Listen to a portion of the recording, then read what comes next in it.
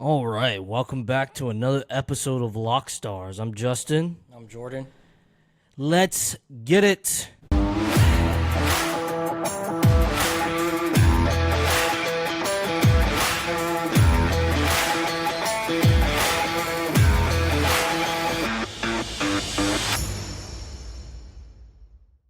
And we're back. All right, man. How are you doing, man? I'm all right. You all right? I'm all right. I'm All chilling. right. It's an exciting day. It's an exciting day. It's a cool day. It's the last YCS of the season today, as we're recording this video. Yeah, and I like watching it. Obviously I'm gonna check it out, but I just expect it's just gonna be another Snake Eyes deck. That's winning. Come Yeah. to the mic. Yeah, it's just gonna be another Snake Eyes deck. It's nothing None too special. nothing too special, but I do like watching some of the matchups. I haven't gotten a chance to see, have you gotten a chance to see any of the live duels?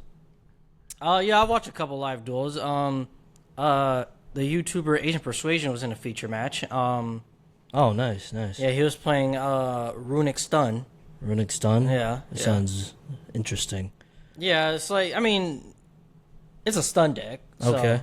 Not that interesting. But I saw Dinkan Pham. I don't know if you know who that is. He's pretty famous for doing well with the Purely deck. Really? Yeah, Interesting. a lot of tops, couple regional wins, and he's real good with the deck. Okay, interesting. Okay. Well, what are the decks so you said, like, Runics, the Snake Eyes, is there any other decks you expect to see? Yeah, of course, like the Tenpai Dragons. Mm-hmm. It's basically the OTK deck. Okay. And it's a really good OTK deck. So with their field spell that makes their monsters unaffected by activated effects. Mm-hmm. And then it basically plays during the battle phase. So and so not only can they just quick synchro, but can also revive each other or spell summon each other from the deck potentially. And Okay. I don't know if you know, but they can dish out like over 37,000 worth of damage. Did you say 37,000? 37,000. How? Well, like I said, it has has a monster that can summon from the deck. It has another monster that can basically search a card that can basically summon from the deck. This is what I'm saying. There's and then I don't know if you know, there's this older card called Trident Dragion that I don't know, we talked about before. It's basically the card that makes that deck shoot up to like $200 since it's like $100 card. Basically that dragon is what like the deck kind of like revolve. It doesn't revolve around it, but that's like the theme. They're all like part of that same like archetype, if you want to call it, that same lore. Right. And what that card does, it destroys 2 cards on your field, and then it can attack up to the number of times cards are destroyed. Mm-hmm. So you summon it, you quick synchro into it, and then you destroy like 1 card and your field spell card, and the field spell card when it's destroyed, it targets one of your synchro monsters and doubles its attack. So, and it's already 3,000 attack. So a 6,000 attack monster that can attack 3 times, yeah, you're done. You're Bro, done. this You're is what finished. I'm talking about, bro. This is what I was talking about last time with these broken decks.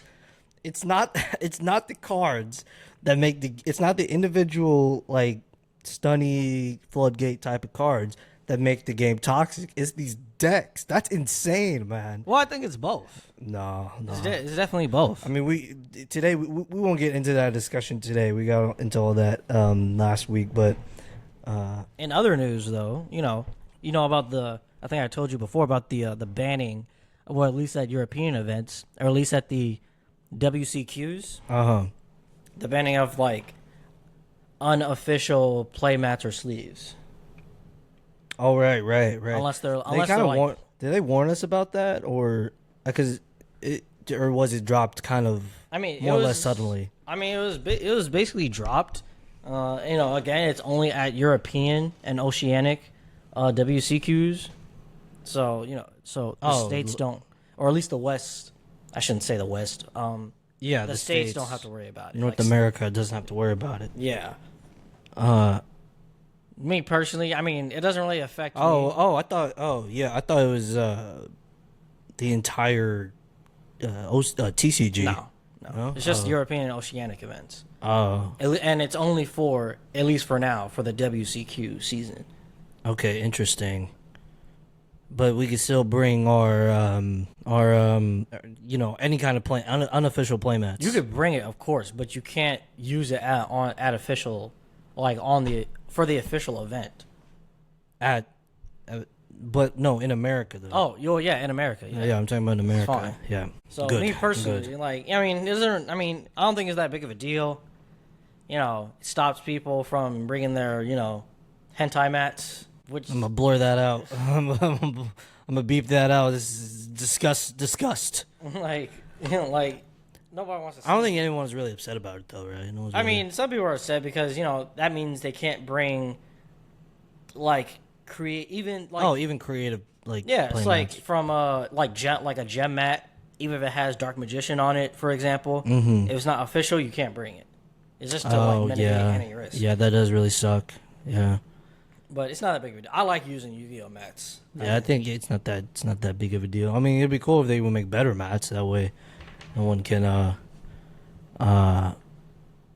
we have less to complain about, But okay, that's very interesting. Anyway, so I remember last week, right? You talked about these legacy formats, these other formats, and some of our friends were kind of roasting you on your take, right? On what was it called, Edison format? Edison format. Yeah, that you really don't like it. Because it's lame. Yeah, okay, well, Uber lame. I don't care what anyone says. well, I know you have something for us today, right? Yeah, like topic? better legacy formats. I think all these legacy formats, like, we're just gonna cover three ish. I mean, that would make sense later. But all these formats are good to get into, whether you're an ongoing player, a returning player, or a beginner. Because it's all simpler Yu-Gi-Oh. And I think they're way more fun than like Edison. Interesting. Okay, and how many different formats do you want to talk about? 3. 3? Oh, I'm sorry. Yeah, you did say that. Sorry. So when you talk, I kind of like zoom.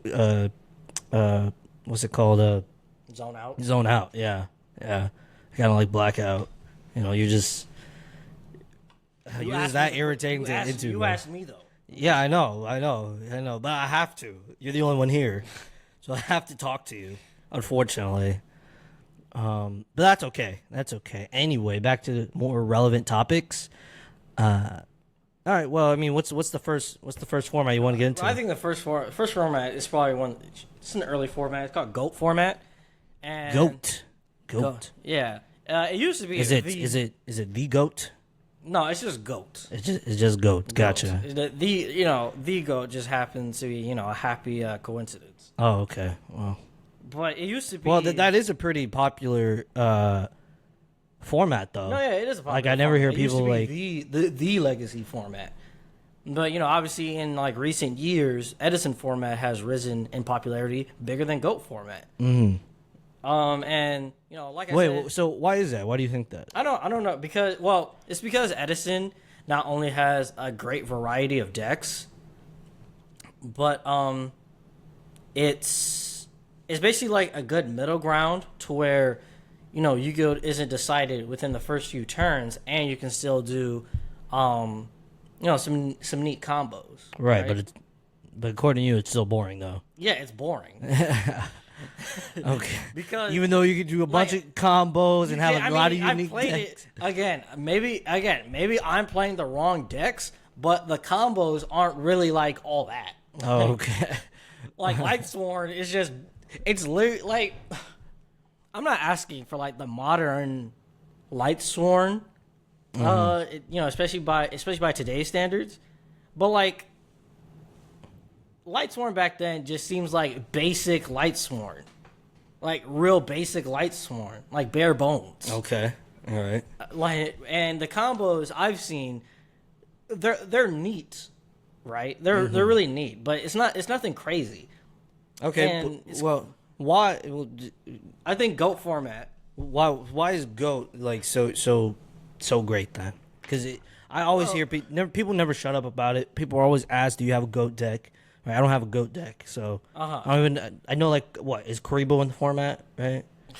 What? No, it's not. No? Karibo? Oh, maybe I'm tripping. Maybe I'm No. tripping. I'm sorry, guys. I'm bad at the game. Okay, GOAT format is to be honest, I forgot what year it came from. I want to say 2008, but GOAT format is basically 2005. But GOAT format is named after the best deck at the time called GOAT Control. It was basically used cards like Scapegoat, right? Which Scapegoat, it's basically is everybody knows it from the anime. It just summons goat tokens, like level 1 goat tokens that basically can protect you. Right. And then use Metamorphosis, which basically was a way to cheat out fusion monsters from, at the time, was called your fusion deck. Right. So You can bring that mic closer. So you would use basically any level 1 monster and Metamorphosis to summon Thousand Eyes Restrict.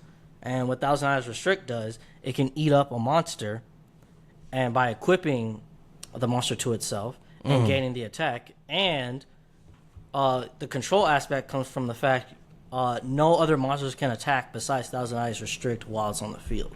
So it could be a very hard thing for decks to deal with. You couldn't use Trap Hole on it.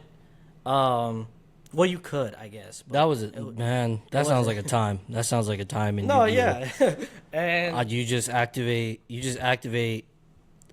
Scapegoat, summon some tokens, and then you have one small monster.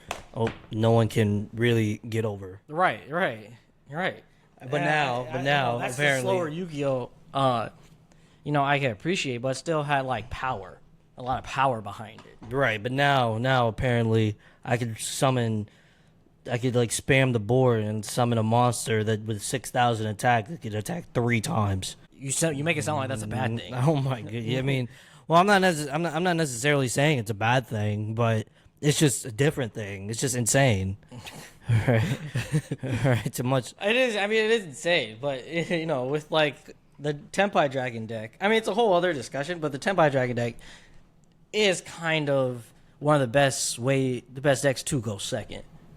You know what's an interesting question that I think what people always can point, like, I mean, me including, obviously, talking about how insane the game is and how a game is really won in a couple turns, right? I have a turn, you have a turn, the game is like 3 turns. Sure. So what is a good pace of the game? Right, like, that's a good question. like we never talk about. I think that's never really talked about. Like, Yeah, people say some formats, or at least at the beginning, it's too slow, it's too many turns, and now games are determined within probably 5 turns. right. So I mean, what's a good pace? I mean, how many turns is GOAT format usually? I haven't played Estimate, like I'll ballpark. probably estimate. It probably wouldn't be wrong to say like 15 to 20 turns. Yeah, it's a lot of turns, bruh. Yeah, It's a lot of turns. So I mean that might be pushing it. Like probably more realistically, like 10 to 15. Right, right. Um, so do you think that'd be a nice middle ground, like seven turns, six, I seven mean, turns? 7 turns is still like pretty quick, but Right, right. I But think like in terms of like a three good, sure, turns, like a good middle ground. Yeah, I guess so. right? You still get like some pacing, right? And you still can have that. I guess some broken decks, but I guess they'd be broken relative to that amount of turns though. Right, You right, know? right, right. Not like we have now, which is very interesting. Okay. Yeah. Yeah, Continue. back Yeah. to GOAT format. Like, and it also included the power. I was talking about before. Was in like power cards. There's this card called referred to as the Trinity in Pot of Greed, Delinquent Duo, and Graceful Charity. Now, Pot of Greed, everyone knows. Well, no one knows what Pot of Greed does, but if we look it up, Right. Exactly. like it just says. Let me look that up right now. Yeah, I'm gonna look it up right now. No, So, no, Pot of Greed. don't do it, dude. I'm looking it up right now. Oh my god. So Pot of Greed basically says you draw 2 cards. Oh, okay. Yeah. Good to know. Delinquent Duo. Delinquent Duo is probably one of the most broken cards in the game. You once you activate it, I think you pay like 1,000 life points. You rip a card out of your opponent's hand at random, and then you make them discard a card. Isn't that card back now or no? Am I No, tripping? it's no, Oh, I'm sorry. no, or else it would be in everyone's deck. Yeah, I guess. Yeah. Dark World would probably be the best deck. Oh, fair point. Never mind. Go ahead. Continue. And Graceful Charity, everyone knows Graceful Charity. You draw 3, discard 2. Right. So right. those were like the Trinity you would use to not only gain advantage, but also take away advantage potentially from your opponent. So yeah, the format was in April 2005, and I think it uses cards up to the Lost Millennium, Dark Beginnings 2, and the Tournament Pack 6. Now there is this card called Exarion Universe. People say, "Oh, it's not part of GOAT format." From my experience, it is, and at least for this conversation, we're gonna say it is because I like the card. Oh, okay. Okay. If you think it's not part of GOAT format, you're I don't know, I don't know, go argue with your mom. Oh, fuck the rules, I guess. Like it's not even about that. I think it came out. Where did it? I think it came out in the tens, maybe of that year. I'm not completely sure, but it's part of GOAT format. If you don't think so, go argue with your mama. Okay. Now you have to remember playing these older formats. You also have to play by the older rules, right? Right. So- Right. What was the latest master rule? I'm assuming. To be a field I spells? mean, I'm assuming it's the huh? No, yeah. Well, field Two spells. field No, you don't get 2 field spells. Okay. It can only be 1 field spell on the field at a time. At this time, That was master rule. Was that 2 or 3? Well, I'm not sure. I'm Okay. assuming it's like probably 2, maybe. I don't know. Okay. But yeah. So for example, you also the first person draws a card in the draw phase, and you also have to remember there's like Sangan, right? Sangan, once it's sent to the graveyard, you get a monster with 1,500 or less attack. Okay. Versus today, where after the errata, where you can't use that monster. Versus back then, you could use it immediately. And there's also this thing called priority. It's not like priority today. Right. If for those who don't know, priority is when it's basically the turn player has priority to activate a ignition effect in the summoning window of a monster. So, for example, if my opponent has a set card on the field and I summon for like Chaos Sorcerer, I banish 2 from my graveyard, summon Chaos Sorcerer. My opponent, sorry, I'm skipping steps. So my opponent has a set card and a face-up monster, right? So I summon Chaos Sorcerer, and then they activate Bottomless Trap Hole. You declare priority to activate Chaos Sorcerer's ignition effect to banish a face-up monster off the field before it leaves the field by bottomless. Okay. So you have to remember things like that. Even though it's like ignition effect, you're able to use it in that summoning window. That's pretty broken, honestly. Well, yeah. Obviously, in context of today, back then it wasn't really that big of a deal. It's pretty it's just common knowledge. Right. Yeah, no, for sure. But for GOAT format, you have to a lot of GOAT format decks use the same cards. There's obviously the staples of the format like Heavy Storm, Snatch Steal, Premature Burial, MST, Nobleman of Crossout, and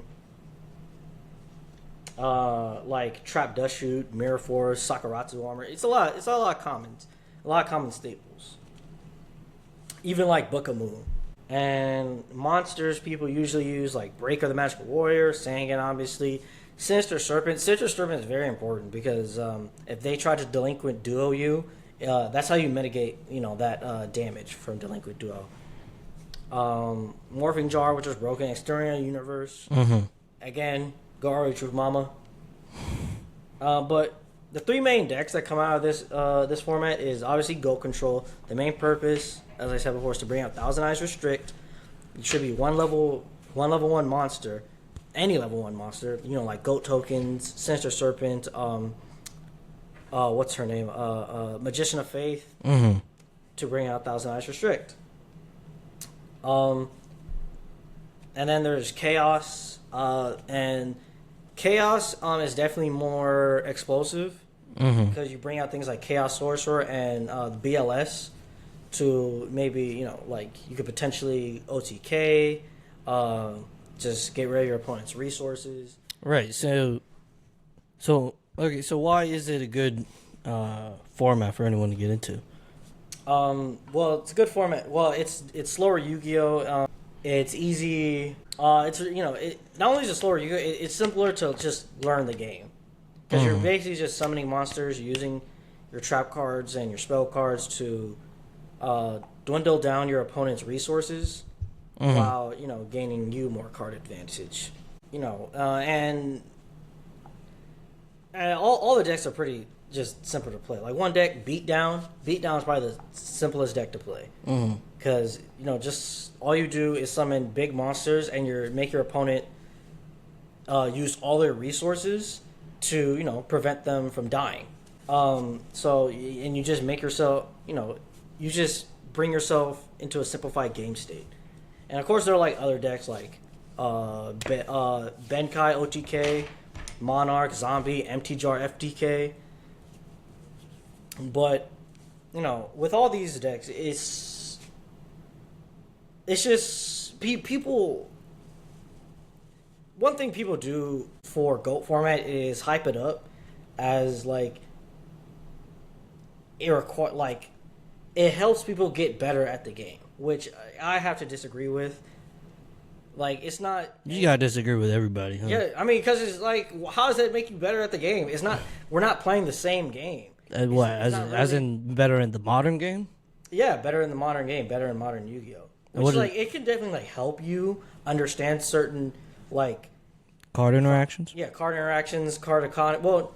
Well, yeah, card interactions to a certain extent because again, it's a different game. Not, but maybe card economy, managing your resources, things like that. But I don't understand. Like, can't you learn that in any what makes GOAT format so special than like any other format like standard?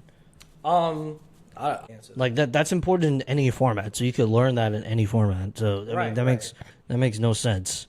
That's an L take. Right. It's like stupid. But take. people just think. On top of that, like we said before, it just takes. The games can take long. But like you saving, I don't know, you playing around Heavy Storm, or like saving your trap hole for like BLS.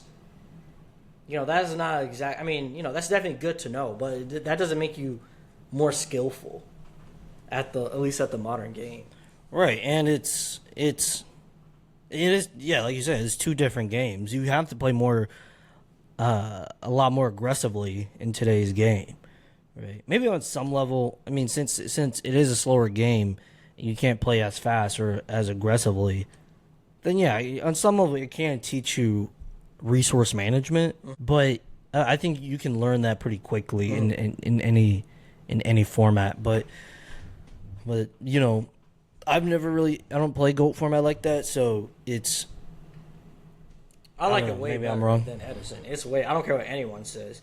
Mainly because the cool card interactions. That's mainly why I just like it way better. Mm-hmm. Interesting. Okay. But don't let anyone convince you that GOAT format is like the GOAT. The GOAT. Don't let them convince you The that you need GOAT. an exorbitant. How do you say an exorbitant amount of skill just to like be good at it? Like you don't need to. It's not that hard. A lot of people gonna disagree with you. I don't care. I don't care. But the next format, which All right, move it. All right. the next format, at least, and in my opinion, this is probably the best format to get into. Because well, it's hat format, and I think this is the best format to get into because not only does it have that feel of slower Yu-Gi-Oh, but it also utilizes like trap cards, and it feels like it just feels like good Yu-Gi-Oh. But hat format. So hat stands for hand, artifact, trap tricks. It was it was a very interesting format. Hand, that felt like that felt like a good middle ground pace. I think it was peak Yu-Gi-Oh. You think it was peak Yu-Gi-Oh? Yeah, peak Yu-Gi-Oh. In terms of what? I mean, in terms of like card interactions, card economy, and like you said, it's a good middle ground between, the like slower Yu-Gi-Oh, and like spewing out, vomiting monsters to the field these days. Right. I think it was like I said, a good pace. And I know a lot of people like the fact like you can use a bunch of cards that happen to work together. Well. Exactly. Like this was a time of good creativity and innovation. Like the hat deck wasn't necessarily the best deck, but it was definitely the most innovative. And the fact, me personally, I like trap cards. So the fact at this time, you can still utilize good trap cards. It's definitely a great appeal instead of just like running things like imperm or evenly matched, or like floodgates. Mm-hmm. But hat format came in April 2014, right before Duelist Alliance came out in August of that same year. Interesting. That was. I feel like Duelist Alliance was a big turning point in the game. Right. It was. Yeah, that's when everything that's when everything changed. Right. Yeah, you're right. That was when Pendulums first came out. Right. Outside of the structure deck or starter deck, whatever it was. But right before that time, even though Duelist Alliance is probably, even though I think hat format is like peak Yu-Gi-Oh, Duelist Alliance is my favorite. But that's just because of nostalgia. But in hat format, the hat deck didn't necessarily have a win condition. Mm-hmm. It just keeps a good grind game, and has great trade offs. Like what? Well, using things like Myrmelio to search good interruption. And not only did it have so Myrmelio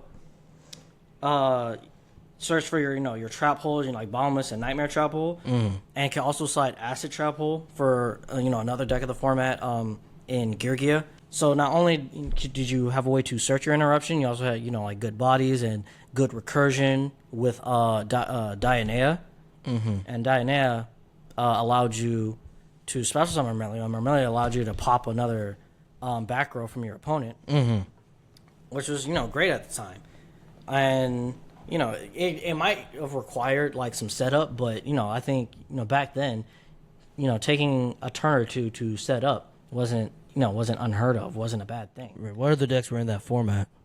Well, for like also covering, well, still covering like the hat deck, using the hands. The hands were good trade-offs too. Okay. But there's also like a variant called Cat, which instead of the hands uses a card D. Card D, you distribute to draw 2 cards, which again, using a turn or two to set up wasn't unheard of. But that allowed that allowed a better grind game because you have more resources. While the hands, I mean, they're good for going second and getting rid of some of your opponent's resources. But they were kind of. I mean, they weren't exactly optimal. But card D giving that draw power, it definitely like boosted the deck up. Another deck, the combo deck of the format was Mermail.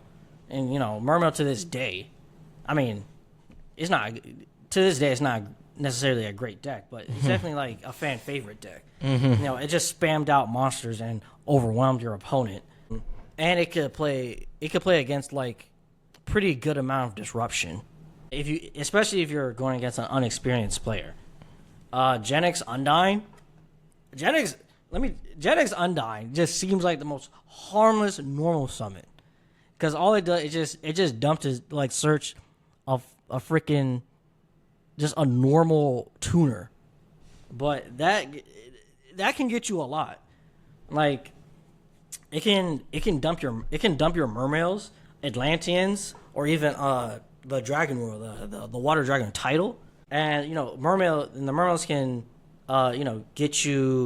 can summon you other Mermails onto the field, can search you other Mermails. The Atlanteans can help you pop monsters on the field. And it's sent it as cost, so you couldn't even stop it. That's crazy. Right. That's crazy. And not only that, it searched you the Genix controller, so you basically just got like a +2 of a simple normal summon. So that you couldn't even really stop. And cards like Abyssphere, the trap card, I hate that card with a passion. I hate it because it's almost like it's almost like Call of the Haunted because it could just special summon. Typically it was what was it called? I forgot which Atlantean it was, but you just summon her, and then you either have to destroy her, or it just gets destroyed in the end phase anyway, and then she gets to, I think she special summons a monster out of the deck, which was so annoying. So annoying. It got you so much advantage. And the fact that deck could just explode on you, it was really, it was just so hard to deal with, especially if you don't know the deck. Right. Now, there's also Sylvan. Now, you have to remember, like, one of the best cards in the format was Soul Charge. My favorite card in the game. We all remember Soul Charge. I remember Soul Charge. It's Monster Reborn on crack. Best spell card in the game. I mean, best spell card in the game? It's definitely up there. Yeah, It's like my favorite spell. I think they should bring it back. To be honest Wrong. with you. Wrong. Wait. They should never bring that card back. They should bring that card back. No, they should not. Yes. Yeah, no. Listen, man, you're just a hater, dude. Can you imagine? You obviously haven't played against Snake Eye. Can you imagine playing against Snake Eye and they have not like 15 starter cards, and they play one card, play another card, and play another card. You just use 3 of your hand traps on there, and then they just summon Soul Charge and just go off on you anyway. Like, no, you're wrong. Man, the game's already broken. Like, I don't think one more broken card is going to break the game. No, game's that already... deck does enough. Decks do enough. They play past Man, hand traps enough, and then adding Soul Charge to the mix. No, we need to test that out. We need to test that out. We need to go on to Master Duel, right, and see what happens when we throw Soul Charge into any deck. Soul Charge isn't in Master Duel. Anyway, moving on, moving on. Continue with your For stupid good takes. reason. Anyway, so Sylvan was basically Soul Charge dot deck. Right. Yeah, Sylvan was pretty He just crazy. dumped cards into the graveyard and allowed you to, and had incredible recursion and abusing Soul Charge to go into rank 8 plays. That deck was like that had to be the first. Had to be like the first deck with just an insane amount of text on every card. Right. Well, yeah. Right. Yeah. I think at the time, when we were younger, in high school, college, that I think you had to be pretty smart to play the deck. Right? Because one, I didn't feel like reading all those. I don't feel like reading all these cards now. Like basically every card now has a Sylvan paragraph, like with like a million effects. It's a 3 effect rule, bro. Man. So, all right, whatever. Anyway, I'm not gonna rant about this, but Sylvan used one of my favorite cards in Curry Bandit. okay. But again, like setup was pretty normal. You just summon Curry Bandit, trigger it off, mill 5, and you're done for that turn. You know, you could afford it. But you also use cards like the Sylvan Mushroom, Lone Fire Blossom to set up your graveyard, and then use cards like Princess Sprout, and it to recur itself, and Soul Charge to go into your rank 7 and 8 plays. Again, it takes a lot of setup, but the payoff is worth it, and it's just normal to get your big monsters onto the field with in Sylvan. There was also like Gear Gia. I think it was one of the top decks. I don't really know too much about it, or how to play it. But if you want to like try it out, learn it. It could OTK, and it's basically like it was the deck that took like setup, but like a lot of setup more than other decks. But it was still one of the like better decks because it had a lot of it could, like, once it got set up, it could abuse cards like a Gear Accelerator to summon, what was it, Gear X, and go into more accelerators and other machine monsters. It was just a good spam deck. So that's what made it one of the top decks. There's like a million decks in the format, which I think why people love it so much. Like Mythic Ruler, Madolche, Battle Boxers, Spellbook Stun. Shout out to Gerald. Yeah, shout out to Gerald for like, he has a Madolche deck for every format. But there's also like Evil Swarm, Infernity, etc. Right, the format is super fun, super. You can get real creative, and it's cheap to get into. I should have mentioned Goat format is cheap to get into because these are like old cards. Right. So you can find in your bulk. You can find people just to give you the cards. Well, there's no real besides standard. There's no format that's expensive to get into. Because the cards aren't relevant, right? Well, yeah, sure. It might depend on the format. There's Toss format. I don't know if you remember that. Toss format might be pretty pricey to get into. Toss, yes. I don't think I remember that one. Yeah, is that the one you're gonna talk about? No, it's not the next one because I didn't play Toss, so I don't really know much about Toss. Oh, okay, I gotcha. But I know it is a loved format.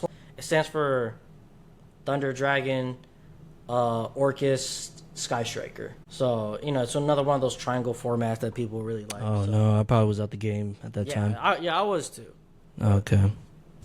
But hat format is definitely a format I would recommend anyone to get into, just because of the variety of decks, the innovation of decks, and the fact it's still like that slower Yu-Gi-Oh with a lot of cool interactions. Okay. But the last format is Duelist Alliance format.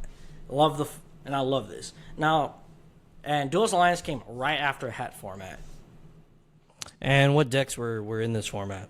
Well, the thing with Duelist Alliance format, it pretty much is considered to last like over a year until the November 2015 ban list. But at least starting out, in August 15th, 2014 is when Duelist Alliance was released.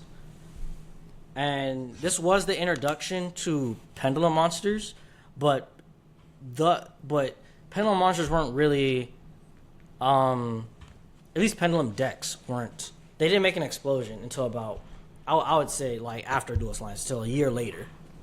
Over a year later.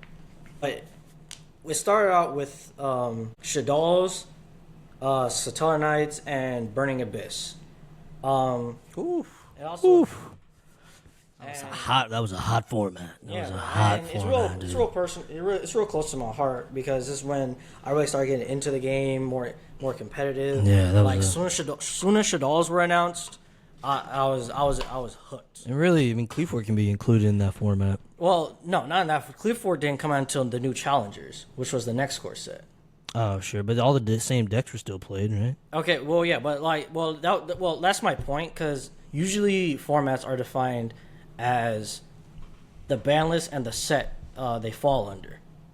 Okay, wow. I mean, yeah, fair point. Yeah, so Duelist Alliance is considered throughout that whole year, and don't get me wrong, like Clifford was in there, but that was until new Challengers. I think I like those kind of formats. I like those triangle formats where I think, because I think you can still have a lot of fun. There's still a variety of decks, including the top three. And then there's some road decks that can be thrown in there. I don't like the formats. Personally, this is my personal opinion, I just don't like the formats with a lot of decks in it because it's hard to decide. Yes.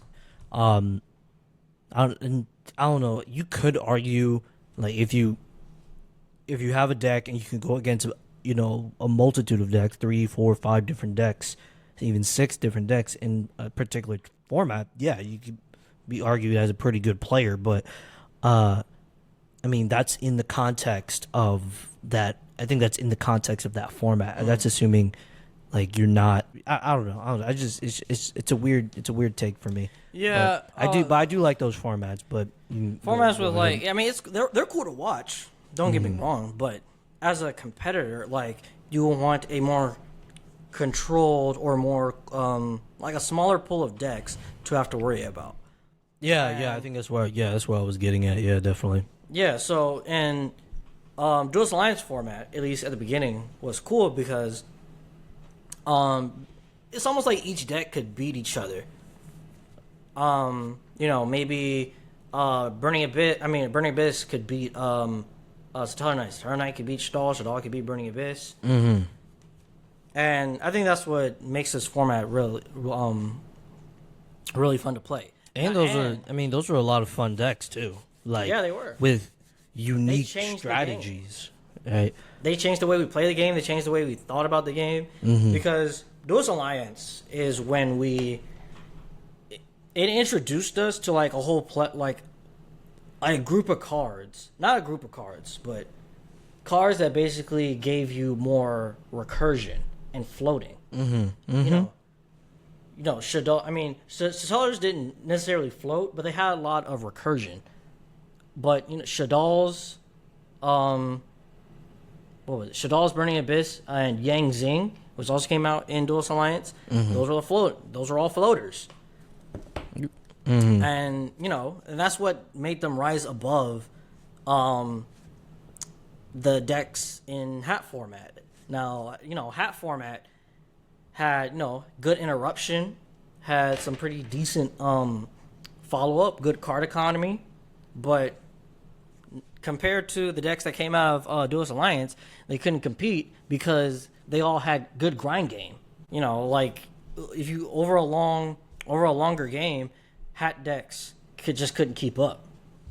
Right. I think that that's another thing that's kind of ended nowadays. There's no more grind game. Yeah, it's not. Yeah, right? It's not really. You can't really prolong a game nowadays, especially with. And it's only like Purely has a good grind game because it's a mid-range deck. But other decks Manatium isn't really a deck right now, but like Manatium, fire decks, they have big combos, but they don't have like big grind game. They can have follow up, but they don't have a good grind game. Like once you get them to use their resources, like, and I think that's like in terms of all the formats we've talked about, that I think that's a really good format to start out in. I guess if you want to play a certain format, it's a great format because like you said, it has the floaters, it has unique strategies, it has and it's modern. Right. At least be considered modern. Right. This is like one of the first instances. One of the first instances of recognizable Yu-Gi-Oh. At least how we play it today. But it's still. I mean, we might just be biased because that's when we started the game. Yeah, but I admit I might be biased. I think it is a pretty it's still fun. a great format because it changed the game. Right. But starting off with Shadows, which is like my favorite archetype ever. They're a flip monster fusion archetype. They, and I know it might seem weird, but at this point in the game, the game was slow enough for flip monsters to be really good. And they had really good effects, like Squamata, Kapapa Monster, Beast had almost like a worse version of, Graceful Charity like effect, and Dragon just bounced a monster back to your hand. But where they really shined is when in the graveyard. Squamata could send any shit all. Beast could draw you a card, and Dragon could pop a spell trap on the field. These gave you again. These were like key to the Shaddoll strategy. And it had like great extra deck. It could build it had great extra deck monsters in El Shaddoll Construct. El Shaddoll Construct not only could get rid of problematic monsters as long as they were special summoned, I guess. But let's be honest, like most of the time, that's what we were doing. It dumped any Shaddoll just like Squamata, so it was great for extension, and it had great recursion. Because it got you back your Shaddoll Fusion. And same thing with El Shaddoll Winda. That was a floodgate. You can only special summon once per turn. Or at least both of you. Yeah, you can only special summon once per turn. It could be destroyed by card effects. So, Bottomless was out of the equation. And again, it got you Shaddoll Fusion back. And that's why this deck was so powerful. Because a lot of decks couldn't deal with the constant Shaddoll Fusion. Shaddoll Fusion is like one of the best fusion cards in existence. Like, I think it was the first one to you can fusion summon from using monsters from your deck. Branded Fusion, Asanato, what is it? What is that? The Memento Fusion card. Like, come on, dude. Like, it's all basically like just Shaddoll Fusion. Shaddoll Fusion variants. Well, Shaddoll Fusion is a Gem Knight fusion. Okay, but Shaddoll Fusion is better. I'm just saying. Shaddoll Fusion is better, though. I disagree. I disagree. It's better in the context of I guess, modern Yu-Gi-Oh! It's just better it's a better fusion card overall. Nah. No, I think... And anyway, that's not the point here. That's not the point here. Even though you're wrong. Anyway. So, I mean, I think... And then the next deck is Satellars. Right?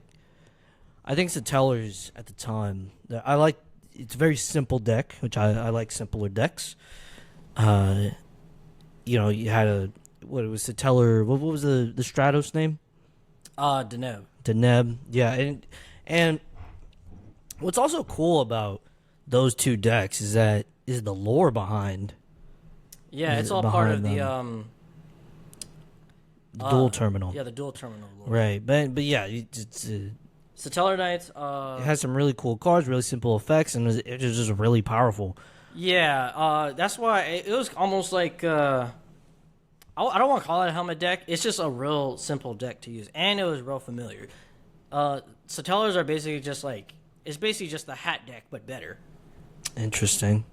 It could spam out almost every Satellar Knight just got you another Satellar Knight.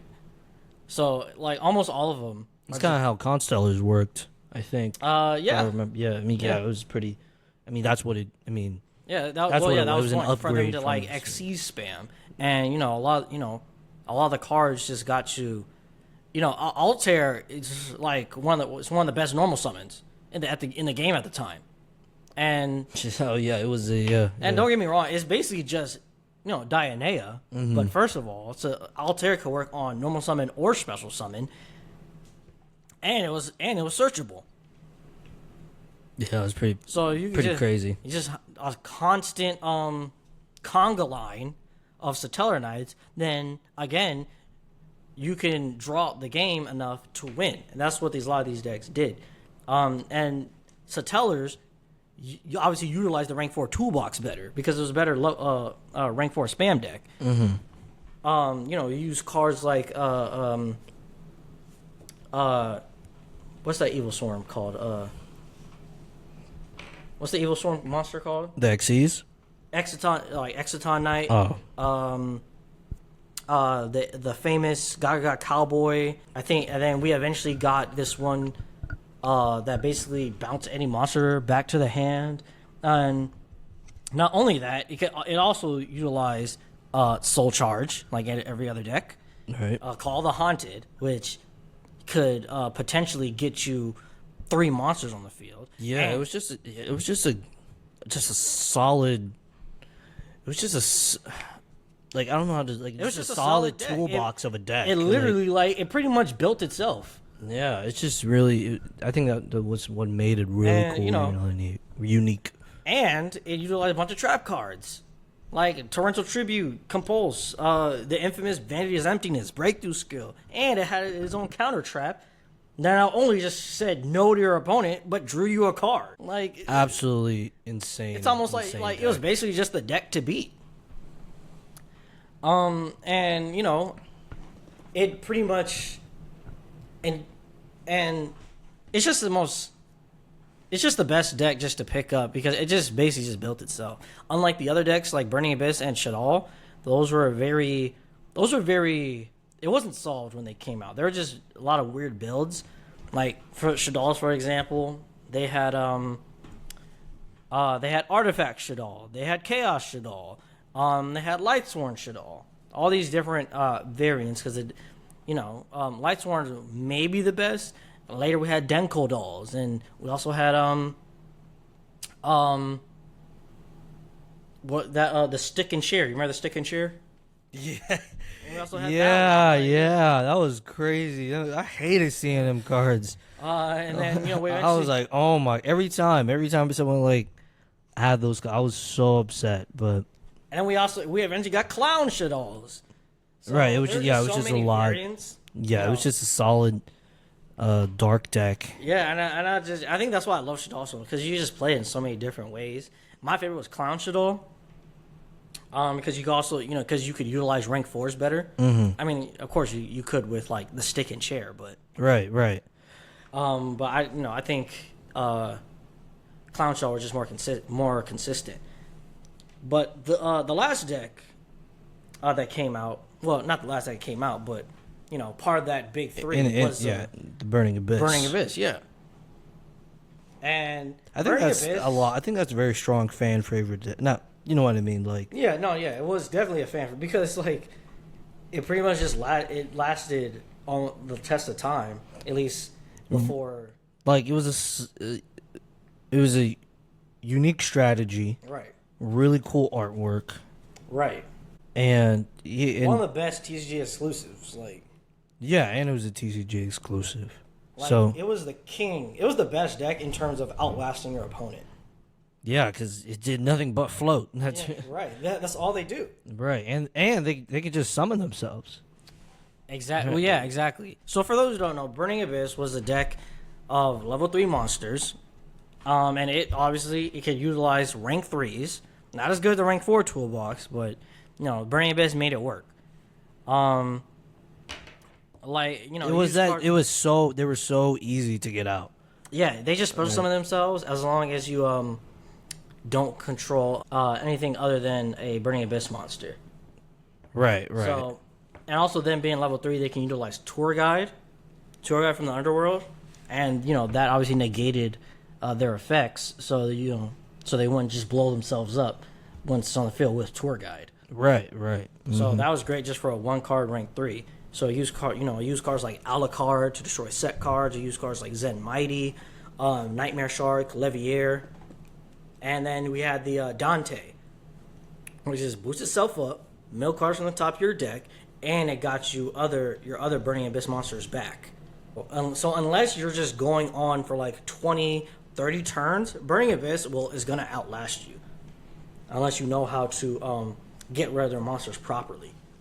Right. Now that's a pretty solid resource management deck. Exactly. Because at the time when it first came out, it only had 4 monsters, including Dante, right? Yeah, exactly. Yeah. So if you run out of those monsters, you're done. Yeah. Right. I think, and I only played Shaddolls because it was my, it basically became my pet deck. But like Burning Abyss, like at least at the time, I just couldn't play. Like, I was still new to the game. It was just you had to be, more. I don't want to say skilled, but you had to be more experienced to play that deck. You couldn't just pick up that deck and just decide to play. You just couldn't. But just like Shaddol, like the deck wasn't solved. Like the deck started off, like I don't know if you remember, the deck started off playing rank up Magic Astral Force. Yeah. Things like Pleiades and any other rank 5 light they can get people could find. And don't get me wrong, that's like creative, but it was very gimmicky, just a little bit. But until like Jeff Jones, he got first place at the this ARG with Burning Abyss. But I don't know if you remember the deck, but it was literally like half monsters, half traps. 20 monsters, 20 traps. Mm-hmm. And after that, I think that's when Burning Abyss started getting figured out whether you could utilize good trap cards with it to not only get rid of resources for your opponent, because they use things like Karma Cut and what was it called, Phoenix Wind Wing Blast, and those cards discarded cards. So that was great because not only are you taking a card away for your opponent, you're potentially giving yourself you're basically going neutral with your own resources, or you're getting a +1. So that and that's why that deck was so good. And again, Vanity's Emptiness, the infamous Vanity's Emptiness. Mm-hmm. But that strategy was still good to make it a viable contender. Now we did have things like Yang Zing, and Yang Zing was always a good deck, but it just fell short like most of the time, mainly because it was very reliant on other things, right? Like you didn't, it used like, what was it? You remember that it's a continuous spell card. Once per turn when a card gets destroyed, or one of your cards gets destroyed, you draw a card. Mm-hmm. But it was very normal summon reliant, Right. which is why it just couldn't stand up. But still a good deck to play if you wanted to get into the format. And as I said, Duelist Alliance format pretty much lasted for until like November 15th. I mean November 2015, because that's when they really massacred a lot of the decks. But during that time, we had things like Masked Heroes, Infernoid, Cleafort, from the new challengers, Yosenju, Ritual Beast, and Necros, right? So, if you wanted to get into the format, you can get into after Secret Forces. Secret Forces, I forgot when Secret Forces exactly came out. It came out in, no, it's not Secret Forces, Secrets of Eternity. It came out January 16th. So, and that's when we had like 2016? 2015. 2015. Yeah. So, that's when we got like Necros, when Burning Abyss, Satellite Knight, and Shaddolls were still like viable decks, but you can include Necros in the mix, because Necros became the deck to beat. But you also have things like Mass Heroes and Cleafort, along with Ritual Beast and Yosenju. So I love if Yosenju, man. Yeah, Yosenju. I like Such a fun deck. I like the pendulum version of Yosenju. It's all right. Like, I and you mean, that say could be, I mean, the deck, and yeah, it's pretty fun too. So like, and if you like Yosenju, you would probably just what is it called? Like Flow Wanderies, basically the same deck. don't you ever disrespect your Senju like that just again. saying, Don't you ever. It's basically the same. Deck. No. I haven't played it, so maybe. But I'm telling you, it's basically the same deck. It's just kind of better. okay, now you're disrespecting your Senju. You better put some respect on that Yosenju name, was bro. a good deck to play at the time, but yeah, I know you haven't played. Get that defense up out of here, bro. I'm just saying. Man, You're gonna be a bird player. I'm gonna make you a bird player. Whatever. Anyway, But if you want, the beginning of Duelist Alliance format was a good time to play. But if you want more solved decks and a bigger pool of decks, you go for Necros format. Necros obviously was the best deck.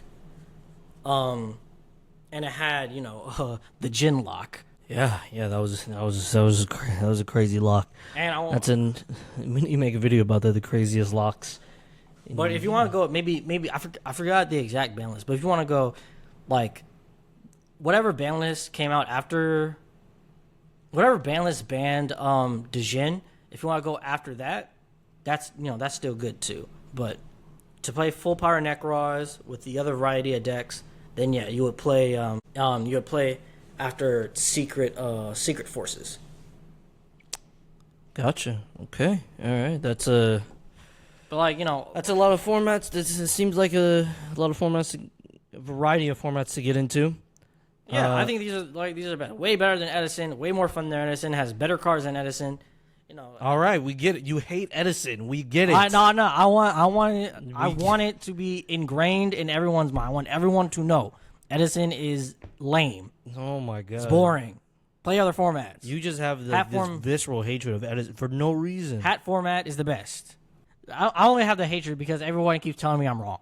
Like, oh my god, maybe you are wrong. Like, I'm definitely not wrong. I haven't even played the format. I'm definitely not wrong. You're gonna get bored. All right. Well, I mean, in conclusion, I think it seems to me Duelist Alliance is the best format to get into because since it's that start of modern Yu-Gi-Oh, it has a good pacing. It has a lot of unique strategies, a variety of decks. It's kind of like I don't know. It's a little bit of the age of floaters, low key. Yeah, it is. Yeah, that's why like I guarantee you, like almost. Okay, I shouldn't say that, but even like a lot of decks these days, yeah, they have like floating effects, a lot of like recursion in their own strategies, and that Duelist Alliance is where we got that. Right. It was a huge turning point in the game. I think that seems like out of all those three. Yeah, that definitely seems like my favorite. But all right. I mean, that's awesome. I mean, you got anything else for us? Not right now. Maybe if people want other suggestions of formats, Yeah. Put your favorite formats in the comments, so we can maybe have that discussion. Tell Jordan how wrong he is about Edison format, just to mess with him. I'm going to agree with you just out of spite, because you seem very angry about this format. No, it's because people keep telling me I'm wrong. Okay. Like, I'm wrong for like disliking the format. All right, whatever. All right, guys. Well, we appreciate you tuning in. Make sure you like, subscribe, hit that notification button for future videos, and we will see you next week. Deuce. See ya.